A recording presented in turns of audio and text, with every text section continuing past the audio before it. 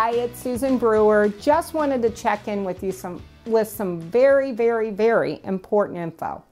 First of all, we've talked a little bit about getting houses ready. We've talked a little bit about getting your offer presented, but let's advance up a little bit. Let's get to the building inspection.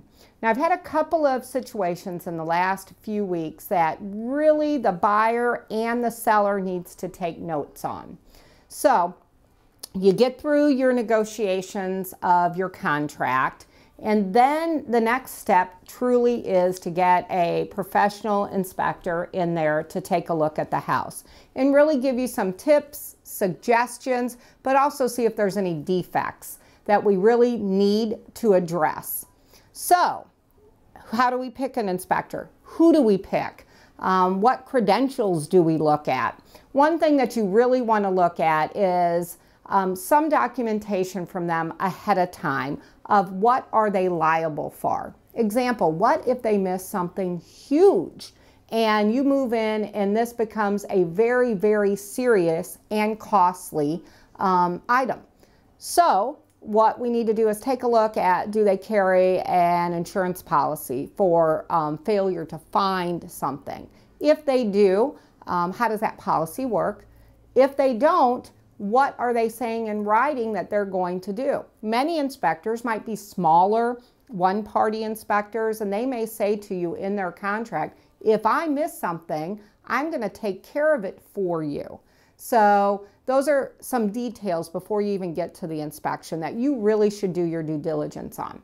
Now, let's say we get to the inspection and our sellers have the houses in presentable order for you, the inspector, the agent to come through.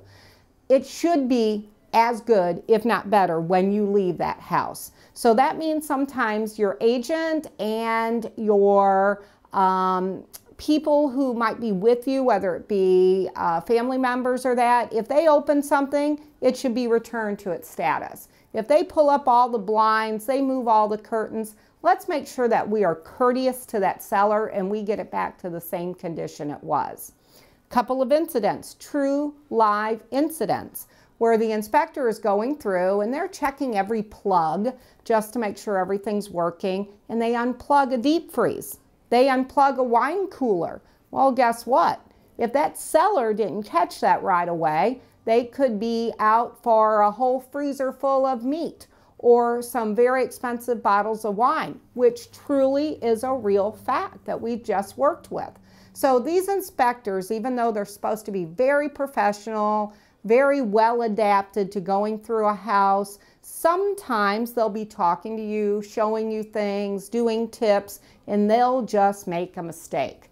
Now, we want that seller and that buyer to work very well together. But boy, when that seller comes home and there's a real issue with that house, he doesn't just fault the inspector. He also faults the agent and the buyer who's there, that are there in their home.